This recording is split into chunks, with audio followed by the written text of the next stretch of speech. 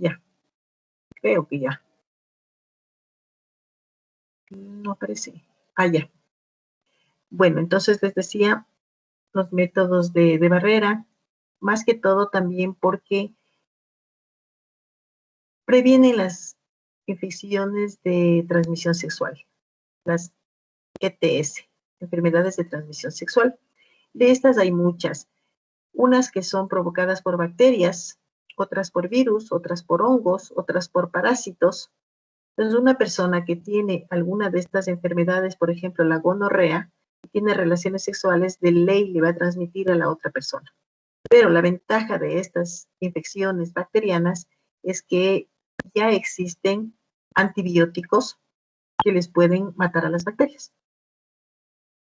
Pero es importante, pues, que la persona se haga un cultivo y antibiograma, tanto de secreción vaginal o de secreción uretral, para saber cuál es la bacteria que está causando la infección y, más que todo, cuál es el antibiótico que va a matar a esas bacterias. En eso consiste el cultivo y el antibiograma, ¿sí?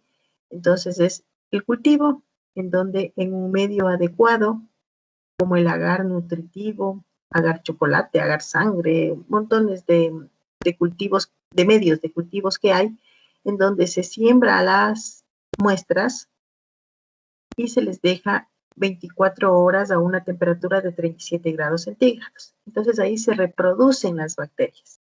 Una vez que se reproducen las bacterias, se tiene que hacer una coloración para identificar qué bacteria es. Y además de la coloración, también se hacen pruebas bioquímicas. Entonces se identifica qué bacteria es.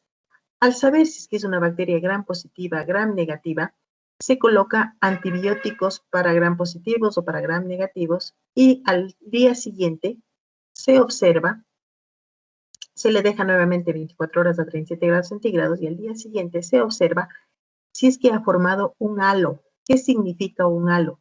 Alrededor del disco del antibiótico queda blanco, transparente, es decir, no han crecido bacterias. Mientras más grande es el halo, mejor es ese antibiótico para que la persona que tiene la infección se administre, ya sea por vía oral, por vía parenteral, ¿no es cierto? Entonces, es importante. A pesar de que, por ejemplo, para ciertas enfermedades ya se tiene antibióticos exclusivos, para la gonorrea, por ejemplo, ¿no?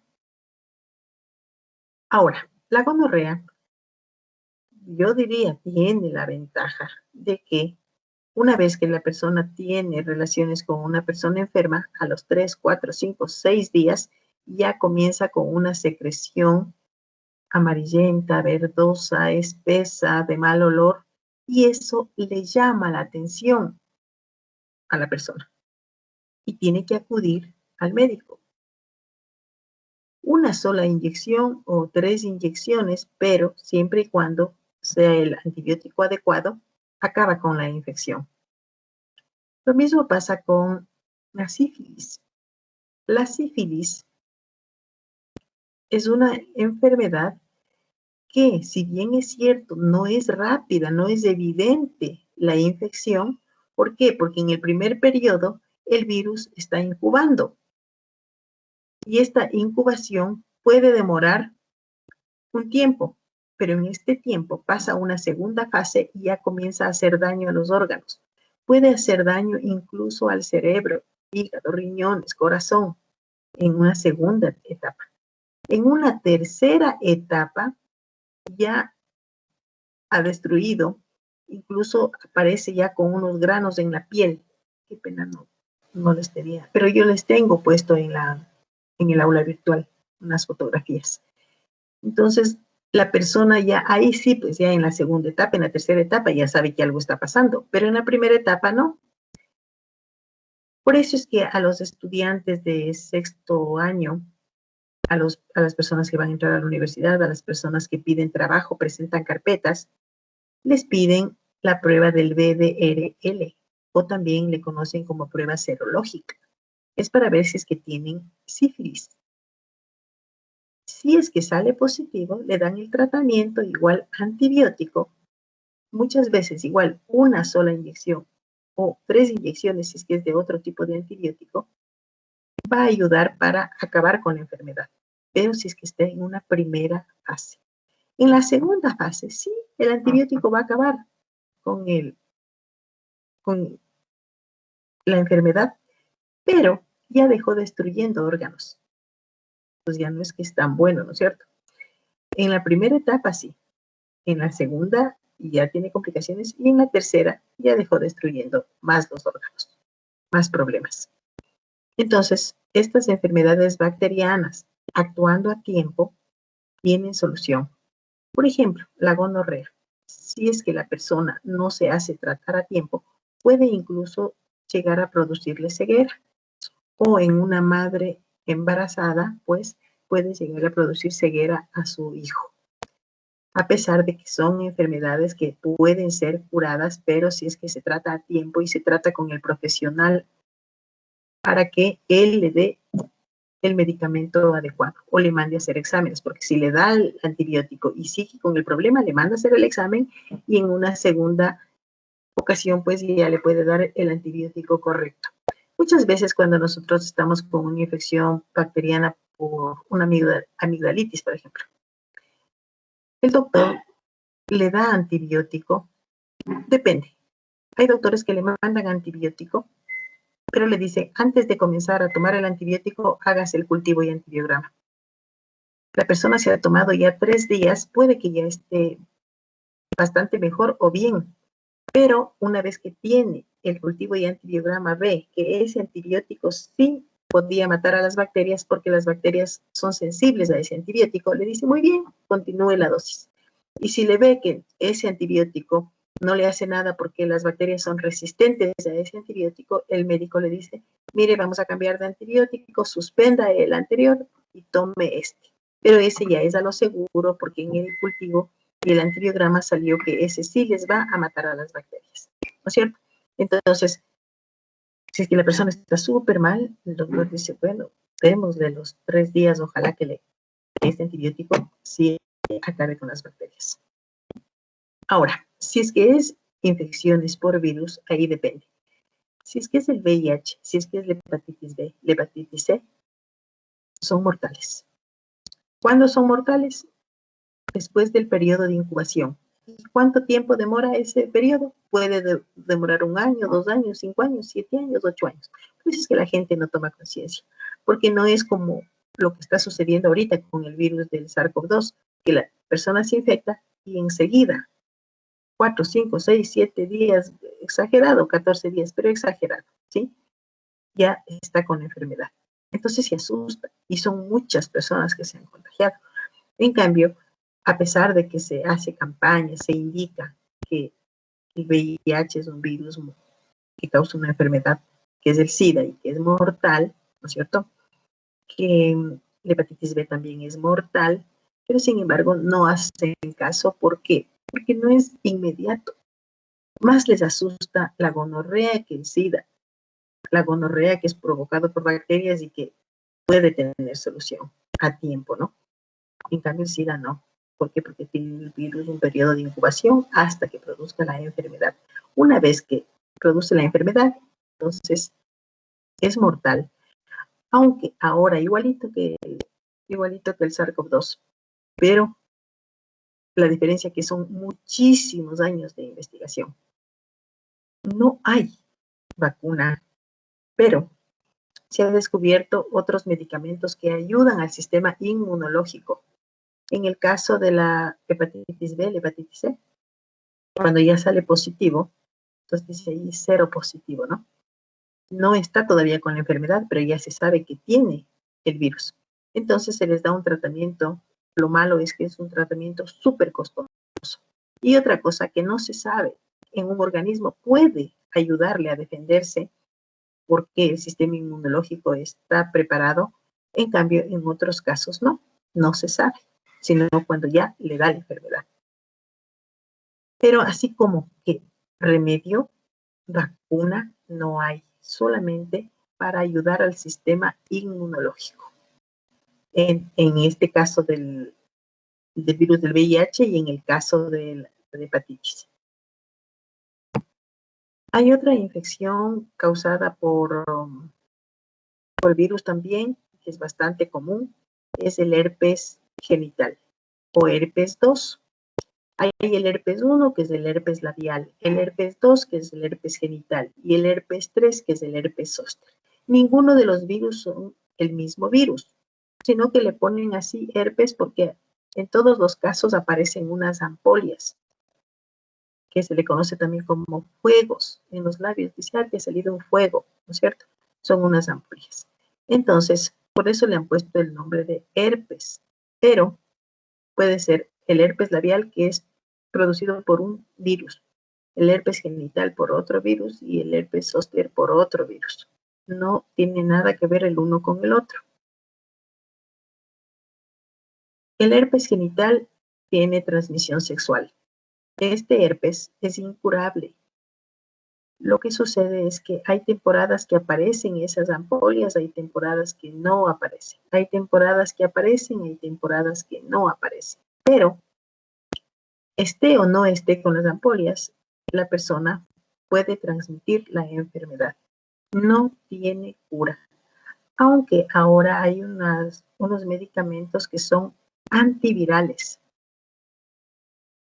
El aciclovir, por ejemplo, que no es muchos años que apareció. Entonces, le dan en dosis altas. Son medicamentos que afectan al hígado, pero han ayudado un poco a espaciar los episodios de estas ampollas, ¿no? A nivel labial, a nivel genital o también el herpes zóster. El herpes zóster es el mismo virus de la varicela. Una persona a la que ya le ha dado varicela le puede dar herpes zóster porque es el mismo virus. Y este herpes zóster es incurable. Y este herpes zóster puede llegar a ser muy grave porque afecta a un nervio y muchas veces afecta a nervios faciales, a nervios a nivel de cráneo. Entonces puede ser muy peligroso. Todo depende en dónde, en qué nervio se haya ubicado. Entonces, un virus, todos son complicados, ¿no es cierto? Ahora, con parásitos. Los parásitos, pues igual, Doctora, ¿sí? disculpe que le interrumpa, es que no está compartiendo pantalla. No estoy compartiendo, estoy hablando nomás, no estoy poniendo ningún... Ya, muchas gracias. Ya, Disculpe. sí, le puse compartir, pero les estoy haciendo un resumen, ¿no? De los anticonceptivos y hablando pues acerca de las enfermedades de transmisión sexual que pueden ser evitadas con los métodos anticonceptivos de barrera, ¿sí? A ver, les estaba diciendo, ya, de los parásitos. Los parásitos también, sí hay medicamentos que combaten a los parásitos, pero es importante un examen para saber qué tipo de parásitos tiene. El parásito que más afecta y que es contagiado por transmisión sexual es las tricomonas vaginales.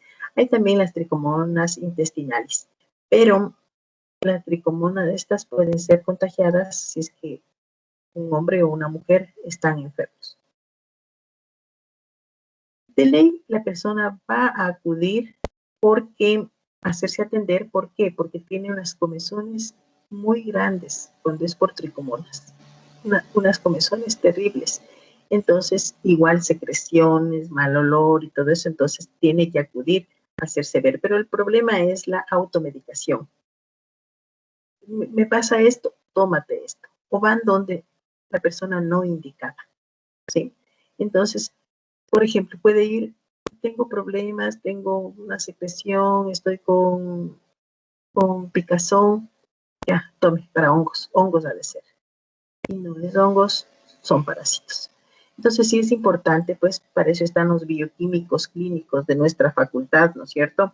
Para hacer los análisis y ustedes después como bioquímicos farmacéuticos que tienen los 3 campos profesionales, que es química farmacéutica, bioquímica clínica, química de alimentos, aunque los 2 campos son los más fuertes para el bioquímico farmacéutico.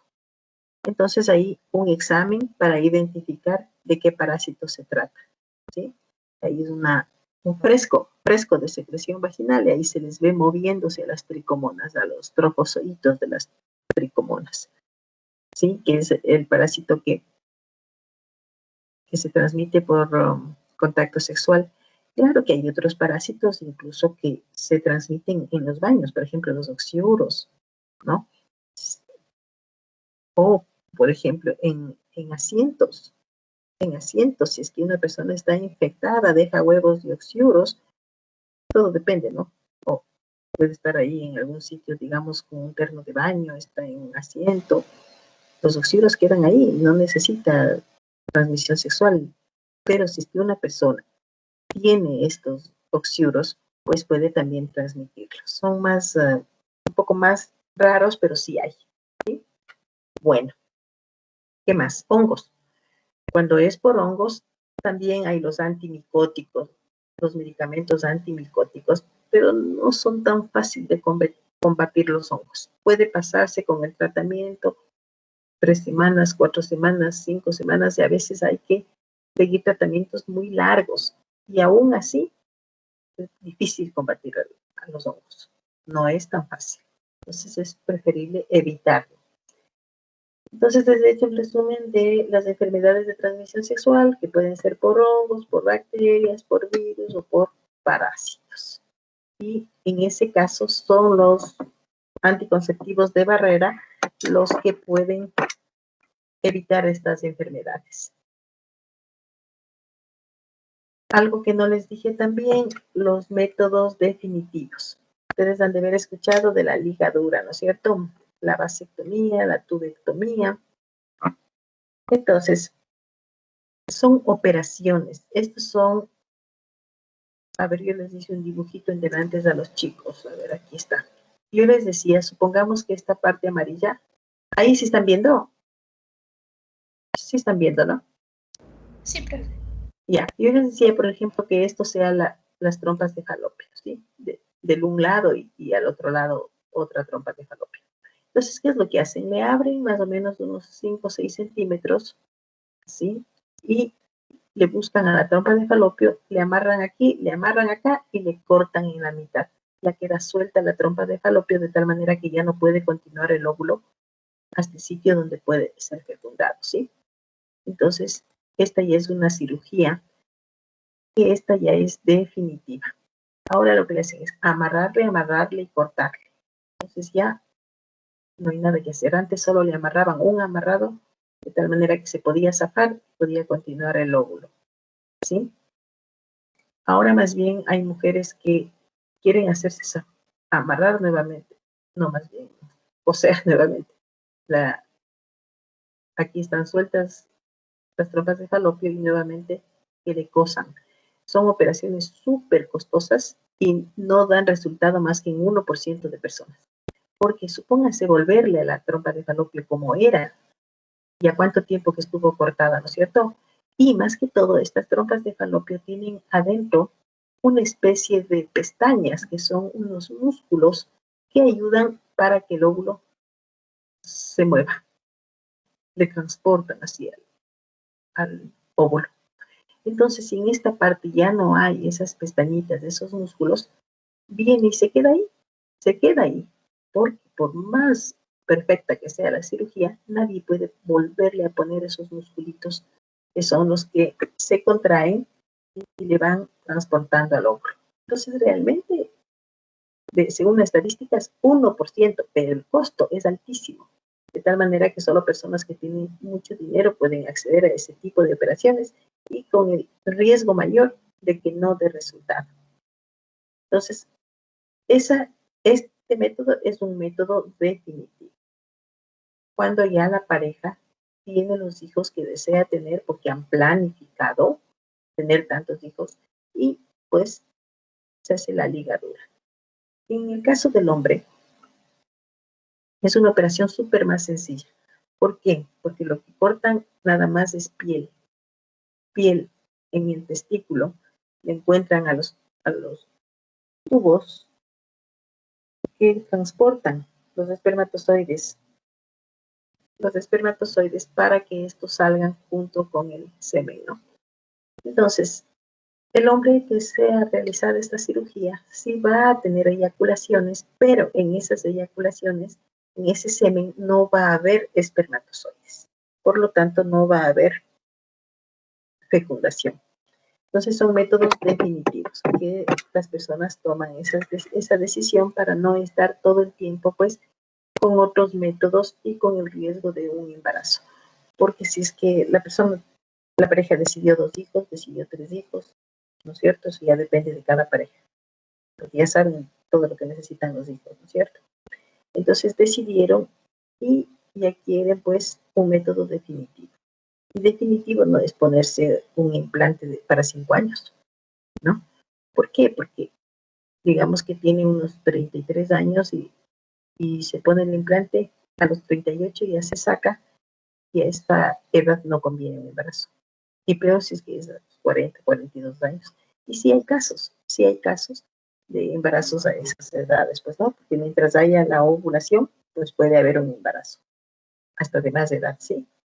Entonces, estos son los 2 métodos que no les había dicho todavía. Ahora, vamos a ver nosotros la membrana celular. La membrana celular. Esto lo encontramos en el capítulo 4 del libro de Card. Vamos a ver. Sí. Capítulo 4 del libro de Card. ¿Y qué vamos a ver nosotros ahí? Aquí. Dice resumen de las funciones de la membrana, conceptos generales de la estructura de la membrana plasmática, lípidos y fluidez de la membrana, naturaleza dinámica de la membrana plasmática, movimiento de sustancias a través de las membranas celulares, ¿sí? Son hasta el 4.5, ¿no? Acá ya tenemos la perspectiva humana, que eso ustedes le pueden leer para que comprendan mejor. Entonces, en el resumen de las funciones de la membrana plasmática, vamos a verlo aquí, conceptos generales de la estructura de la membrana plasmática aquí, ¿sí? Y lípidos y fluidez de la membrana. La naturaleza dinámica de la membrana plasmática le vamos a ver del capítulo, ¿cuál es? Pues a ver, capítulo 6 de Curtis, ¿ya? Movimientos de sustancias a través de las membranas celulares. Hay aquí, pero me gusta ya porque hay con unos dibujos que nos permite comprender mejor, ¿sí? Entonces vamos con funciones de la membrana. Aquí nos da unos ejemplos que nos dice, las paredes externas de una casa o de un automóvil constituyen una barrera fuerte y rígida que protege a los habitantes de un mundo externo impredecible y áspero. Se podría esperar que el límite exterior de una célula viviente consistiera igualmente de una barrera dura e impermeable, puesto que también debe proteger al delicado contenido interno contra los rigores de un inhóspito mundo no viviente. Aún así, las células están separadas del ambiente externo por una estructura denominada membrana plasmática que solo tiene unas cuantas moléculas de espesor de 5 a 10 nanómetros, siendo un nanómetro 10 a la menos 9 metros, ¿no?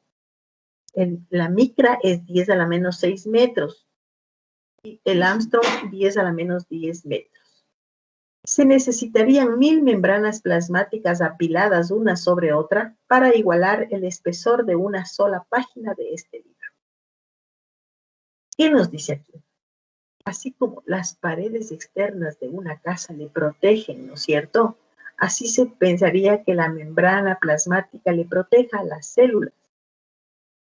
Pero la membrana plasmática no es dura, una barrera impermeable, impenetrable, sino que es permeable selectivamente. Es decir, la membrana plasmática deja entrar unas sustancias o deja salir unas sustancias selectivamente. Ya vamos a ver un dibujito que les permita ver cómo son las proteínas, los canales que tienen estas proteínas, que se llaman proteínas transportadoras o carrier, y que permiten la entrada de un soluto o de 2 solutos, nada más. Debido a su delgadez, cuando se examina un corte de la célula con microscopio de luz, no se descubre signo alguno de la membrana plasmática. En realidad, no fue sino hasta finales del decenio de 1950 que las técnicas para preparar y teñir tejidos habían progresado hasta el punto que permitieron observar con claridad la membrana plasmática mediante microscopio electrónico. Más o menos, este es dibujo, pero más o menos se veía pues que aquí había unas estructuras, aquí algo más, aquí algo más. Y luego pues de análisis descubrieron que estos eran dos fosfolípidos y la cabeza polar hacia la parte acuosa. Acá está el otro fosfolípido y la cabeza polar hacia la parte acuosa. La parte acuosa del medio exterior es el medio extracelular y la parte interna en donde está el citoplasma. Entonces aquí está la bicapa lipídica. Estas son proteínas integrales, es decir, que están atravesando toda la membrana celular. Entonces, esto se descubrió, esta forma de la membrana se descubrió cuando se observó al microscopio electrónico. Las primeras micrografías electrónicas, como las logradas por Robertson de la Universidad Duke, mostraron la membrana plasmática como una estructura de 3 capas compuestas por 2 capas de color oscuro orientadas hacia afuera y en medio una capa de color claro. Las capas oscuras son la parte polar de los fosfolípidos y la parte clara, la parte apolar, que es de la parte lipídica, ¿no? Todas las membranas que se examinaron con detalle, ya fueran plasmáticas, nucleares o citoplasmáticas, o las tomadas de plantas, animales o microorganismos, mostraron esa misma ultraestructura. Además de suministrar una imagen visible de esta importante y vital estructura celular, estas micrografías electrónicas generaron un acalorado debate respecto a la composición molecular de las diferentes capas de una membrana, discusión que llegó al punto medular del tema referente a la estructura y función de la membrana. Más adelante retornaremos a la estructura de la membrana, pero primero examinaremos algunas de las principales funciones de las membranas de una célula viva. ¿Ya? Entonces, primeramente, bueno, se dijo, tiene esta estructura, pero después, imagínense, hasta llegar a descubrir que esta estructura era un fosfolípido y que esta era la cabeza polar y que esta estructura era una proteína. ¿Y cuáles eran las proteínas que estaban en la membrana celular? Vamos a ver nosotros las funciones de la membrana celular. Yo me quiero saltar un poquito acá para ir más o menos igual como fui con el otro grupo, ¿ya? Aquí tenemos nosotros una membrana celular. Aquí como es un dibujito, se le ve mejor, ¿no? Este es un fosfolípido, la cabeza polar, las colas apolares. Este es otro fosfolípido, la cabeza polar, las colas apolares. Las cabezas de los unos fosfolípidos se encuentra hacia la parte externa y las otras hacia la parte interna. La parte externa es acuosa, la parte interna también es acuosa. La parte interna es pues el citoplasma, ¿no es cierto? Entonces, bueno, acá está el citoplasma aquí. Aquí está el citoplasma, aquí está el medio extracelular. Hay ciertas sustancias que pasan directamente por la bicapa, como por ejemplo el agua, el oxígeno, pasa directamente por la bicapa, ¿sí? Hay sustancias que de ley van a pasar directamente. Todo depende de la concentración. Moléculas no polares pequeñas también pasan. Moléculas polares sin carga y pequeñas también pasan, ¿ya? Pero hay otras sustancias que requieren de estas proteínas. Aquí tenemos nosotros la membrana, pero aquí le están haciendo más grande a la proteína y esta es la bicapa lipídica. Aquí tenemos unas proteínas llamadas proteínas transportadoras o carrier.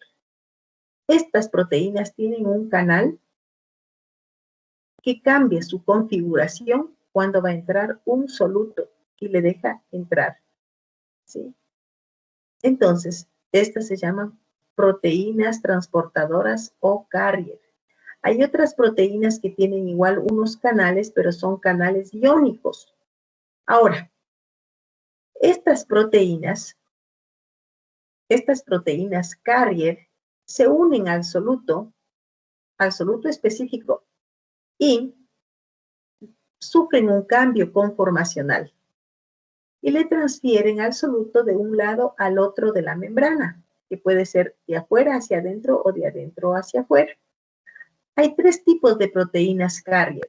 Unas que tienen un sistema uniporte. ¿Qué quiere decir esto? Que solamente a un soluto le transportan y en un sentido. O puede ser sin porte, cuando a dos solutos le pueden transportar, pero en el mismo sentido, o sea, de un lado hacia el otro. A dos solutos. Este se llama sin porte. Y tenemos proteínas carrier que tienen un sistema antiporte, que significa que al un soluto le ingresan y al otro soluto le sacan, ¿sí? Entonces, aquí tenemos una membrana, unas sustancias pasan directamente por aquí, por la bicapa lipídica, pero otras necesitan de ley de estas proteínas, que son estas proteínas transportadoras o carrier, ¿sí? Entonces aquí nos dice que en el sistema de transporte más simple, conocido como uniporte, un soluto en particular se mueve directamente a través de la membrana en una dirección. O sea que es un solo soluto y en una dirección. En el tipo de cotransporte conocido como sin porte, dos solutos diferentes se mueven a través de la membrana simultáneamente y en el mismo sentido.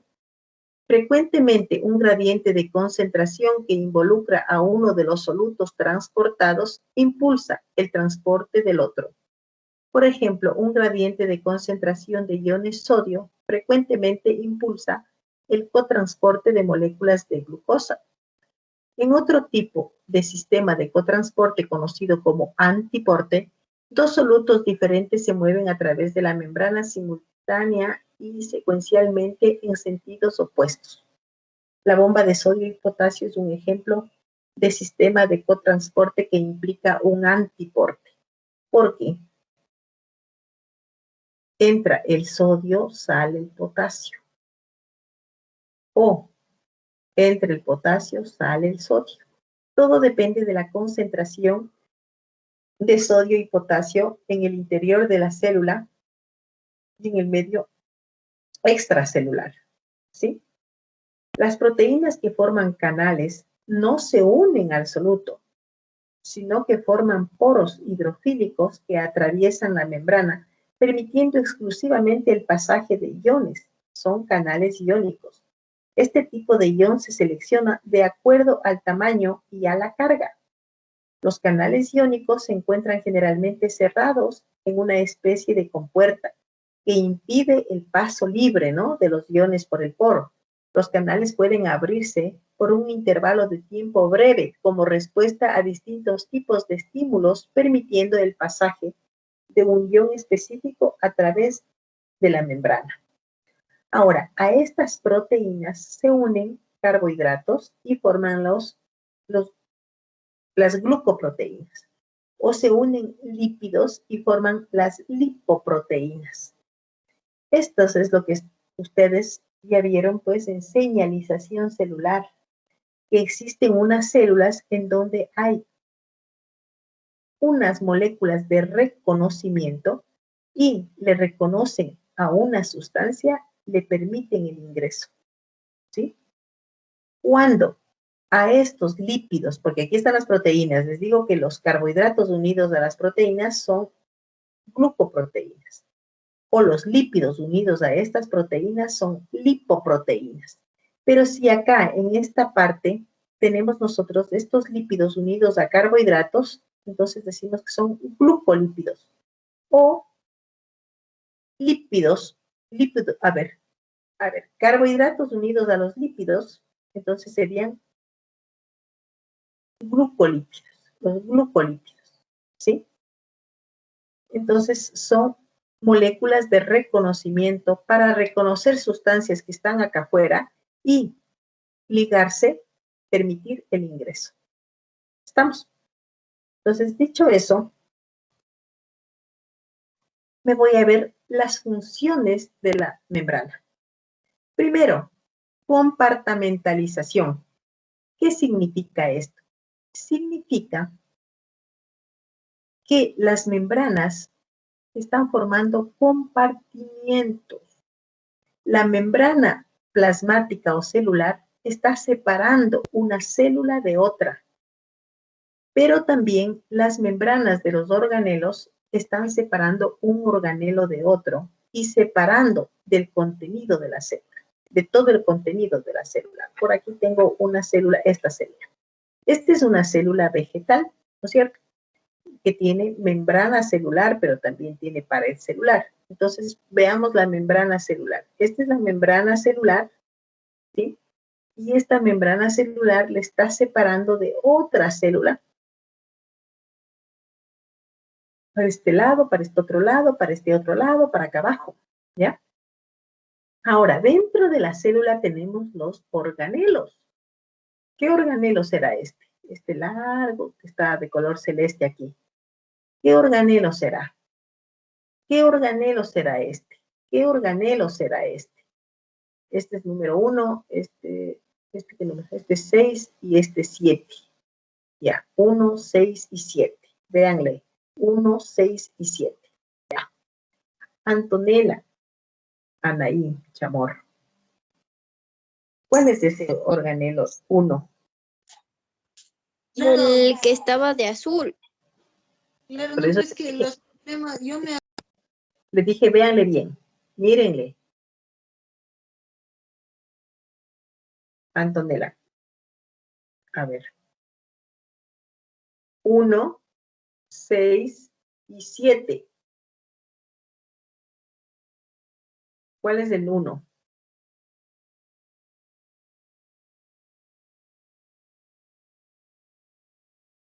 Byron Eduardo Alemán.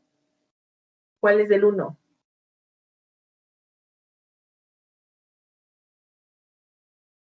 Doménica Estefanía Vélez. ¿Cuál es el organelo número 1?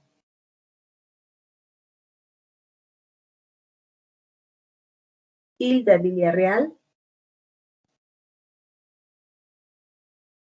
¿Cuál será ese organelo número 1? Este organelo 1.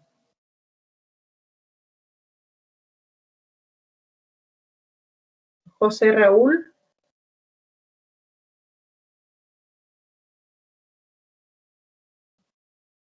Yo creo que estoy sola.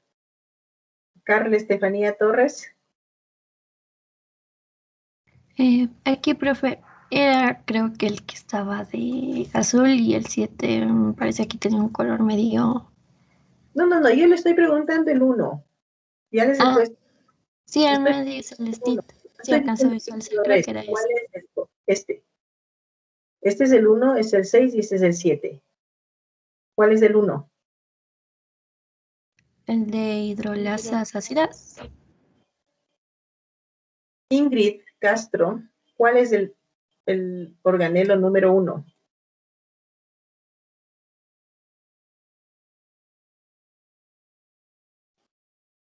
Joana Gabriela Mogrovejo. Profe, es una vacuola. ¿Por qué? Por su forma. Por la forma. ¿Pero qué le está diciendo ahí? No me va a decir por la forma, por el color, ¿no es cierto? Miren, ustedes, Por las enzimas hidrofílicas que están en ella.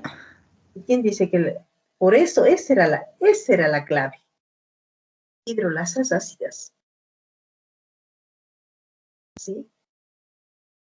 Las hidrolasas ácidas. ¿Cuáles organelos? ¿Cuáles organelos tienen las hidrolasas ácidas?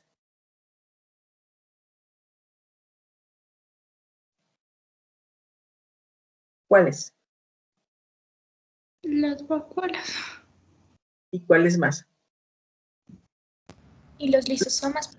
Lisosomas, pero en este caso estamos frente a una célula vegetal, ¿no es cierto? Estamos frente a una célula vegetal. ¿Por qué? Porque estos son los cloroplastos. Porque estos son cloroplastos. El rato que yo veo cloroplastos, yo sé que es una célula vegetal. No puede ser célula animal, ¿sí? Es una célula vegetal. Y aquí tengo, pues, sí, una vacuola que tiene estas enzimas hidrolasas ácidas. Y también tenemos nosotros los lisosomas, pero estos lisosomas son pequeñitos. En cambio, las vacuolas reciben mucho líquido y pueden dar la vuelta también así. Una célula vegetal, ¿sí? Esta sí, pues si les preguntaba la número 7, seguro me hubieran dicho mitocondria, ¿no es cierto? Mitocondria. Y aquí nos está diciendo que hay producción de energía, vean. Entonces, esta es una mitocondria. Aquí, en cambio, ocurre la fotosíntesis en los cloroplastos y estas vacuolas que son así bien grandes, que llenan casi todo el citoplasma. Todo depende de la cantidad de líquido. En cambio, si es que pierden líquido, sale el agua, ¿ya? Entonces, eso es lo que nos dice. A ver, me voy nuevamente. Eso es lo que nos dice. Que esta membrana plasmática, forma compartimientos entre una célula y otra, pero estas membranas de los organelos separan los organelos del medio exterior y de los otros organelos. Además, que en cada uno de los organelos ocurren funciones diferentes. Y por eso le ponen el ejemplo también de una casa. En una casa hay varias habitaciones, hay varios cuartos, pero no es que está una sola. Tiene paredes, ¿no es cierto? Tiene paredes. Se comunican entre esos cuartos por medio de las puertas, ¿ya? Pero cada habitación es para diferente uso, ¿sí? En todas las casas, pues, tienen una parte de su casa, de su departamento, que va a ser dormitorio, baño, cocina, estudio, ¿verdad? Asimismo, en esta célula, en los diferentes organelos, aquí por ejemplo en la mitocondria y en la matriz mitocondrial, ocurren reacciones del ciclo del ácido cítrico. No es que, ahora vamos a hacer aquí estas reacciones, ahora acá, no. Aquí ocurren unas reacciones, acá otras reacciones y acá otras reacciones. Eso es lo que se conoce como compartimentalización. Las membranas son hojas continuas, sin aberturas, como las que encierran los compartimientos intracelulares. La membrana plasmática rodea todo el contenido de la célula, en tanto que las membranas nuclear y citoplasmáticas incluyen varios espacios celulares internos, en los cuales tienen lugar actividades especializadas. Entonces forma un organelo, pero las actividades son especializadas. Yo les decía a mis chicos cuando estábamos en educación presencial, les decía, miren, aquí estamos en la habitación, en el aula 313. Vean que ya ni me acuerdo, qué horror, cómo ha pasado el tiempo. Al lado de la 313, está la 312 y al lado la 314, ¿sí? Entonces yo les decía, miren, aquí es un aula. A esta hora estamos en biología celular. En el aula de al lado están en cálculo 2. En la otra aula estaban en anatomía. En cada aula y a esa hora estaban ocurriendo unas actividades diferentes. Actividades ya programadas, ¿no es cierto? Planificadas. En la célula, todas las actividades son planificadas, son programadas, son organizadas, son reguladas automáticamente. Nosotros le hemos aprendido muchísimo a las células. Y eso es lo que yo quiero que ustedes hagan. Las cosas planificadas. Las cosas planificadamente. Todo. ¿Sí? Nosotros tenemos que así vivir, aprendiéndole a la célula, pero chévere sería que le aprendamos exactamente.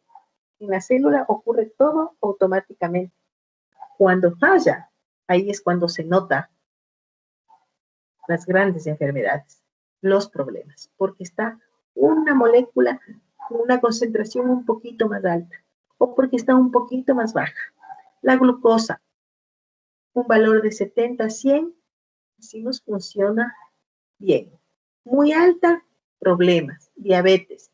La glucosa alta fuera de la célula causa muchos problemas, mucho daño al hígado, a los riñones, al corazón, al nervio óptico. Entonces, mucho daño. Ahora, la glucosa baja, problemas. Le falta glucosa al cerebro, puede quedarse incluso en un estado vegetativo. Una persona que le falta glucosa, le bajó mucho la glucosa, puede morirse o puede quedar en un estado vegetativo. Entonces, mucho es malo, menos también es malo. Por eso es que ahora ya hay valores de referencia. Para todo se ha sacado valores de referencia. La glucosa, cuánto debe ser, entre qué rango debe estar para considerarse un valor normal. No decimos es normal, es el valor de referencia. ¿Qué significa? Que se ha hecho un estudio a miles de personas y personas aparentemente sanas que no tienen problemas en el metabolismo de los carbohidratos, tienen la glucosa en estos valores, entre estos valores. Para el colesterol, para la urea, para el ácido úrico, para las hormonas, para todo se ha hecho análisis, investigaciones y ya tenemos nosotros valores de referencia para todo. Tenemos valores de referencia para todo. ¿Sí? ¿Qué más nos dice? En la célula, la compartamentalización es particularmente importante, debido a que los diferentes espacios están llenos de líquido, y si estos líquidos se mezclaran sería desastroso. Por ejemplo, cuando los lisosomas ya están súper llenos con sustancias que se consideran basuras, ¿no es cierto? Pero son sustancias tóxicas. Pero se han ido llenando, llenando, llenando, y el momento en que estallan contamina toda la célula, y eso es desastroso. Cuando se encuentran enzimas que son propias de los lisosomas, encontramos pues en el suero sanguíneo, es porque ya hay daño grave de las células. La segunda función de la membrana celular dice: las membranas constituyen barreras selectivamente permeables. Esto es importante porque las membranas permiten el paso de sustancias, pero selectivamente. No es que pase, ¿no? Cualquier sustancia que se pone frente a la célula, pase. No. ¿Por qué? Porque tienen esas proteínas que ya les indiqué. Por eso me salté a las proteínas, para que se comprenda esto, ¿sí? Las membranas impiden el libre intercambio de materiales de un lado a otro, pero al mismo tiempo proporcionan el medio para comunicar un espacio con otro. La membrana plasmática debe garantizar que las sustancias apropiadas penetren al citoplasma desde el espacio externo y las sustancias inapropiadas salgan de la célula. En esta función, la membrana plasmática actúa como barrera selectivamente permeable, ¿sí? Entonces necesita, por ejemplo, que el oxígeno pase, pero necesita que el CO2 salga. Entonces, ¿cómo lo hace? Por medio de la membrana plasmática. ¿Estamos? ¿Y por qué es selectivamente permeable? Por lo que ya vimos. Vemos nosotros que la membrana tiene esas proteínas, y esas proteínas tienen unos canales, y estos canales son selectivos, más o menos como cuando yo tengo una cerradura, ¿sí? Y yo le introduzco la llave apropiada y se abre. Le reconoce, ¿no es cierto? Y se abre la cerradura. Pero si La llave es muy parecidita, solamente que tiene un dientecito más grande, ¿ya? Yo quiero abrir, no le abre. ¿Pero por qué? Si solamente es apenitas, no le abre, ¿no es cierto? Entonces, así es en la célula. Esa proteína le permite el ingreso a esa sustancia porque tiene unos receptores que le reconocen y le dice pase o le impide. Entonces son miles de proteínas que se encuentran en la membrana celular. ¿Y quién les puso ahí a esas proteínas? Esas proteínas, de acuerdo al código genético, fueron sintetizadas en los ribosomas y luego fueron transportadas por vesículas hasta el complejo de Golgi. Y en cada una de las cisternas del complejo de Golgi se terminaron de procesar de acuerdo a las necesidades de la célula. La célula necesitaba esas proteínas para la membrana celular, entonces se fueron esas proteínas a la membrana celular. O la célula necesitaba proteínas para un organelo, pues se van a esos organelos. O son para exportación. Cruzan las proteínas, cruzan las proteínas de la membrana y salen afuera esas sustancias porque son útiles para otras células. Miren, entonces nos habla que son barreras selectivamente permeables. Dejan pasar unas sustancias, pero no dejan pasar otras. Les decía cuando veíamos pues la respiración que la glucosa entraba directamente a la célula. Y veíamos el dibujito que la glucosa entraba, ¿no es cierto? Pero la galactosa no entra. Y la diferencia estructural entre la glucosa y la galactosa es que la glucosa tiene el OH del carbono 4 para abajo y el OH del carbono 4 en la galactosa tiene para arriba. ¿Sí? Entonces, miren que tenemos las dos funciones y la siguiente, pues 3, y hasta ahí vamos a quedarnos, es el transporte de solutos, que ya les indiqué con el grafiquito, ¿no es cierto? Las membranas plasmáticas contienen los mecanismos para transportar físicamente sustancias de un lado al otro de la membrana. ¿Y por medio de qué? De proteínas transportadoras o carrier. Hasta aquí nos vamos a quedar, chicas y chicos. Registren la asistencia que ya les puse y me imagino que ya comenzaron a entrar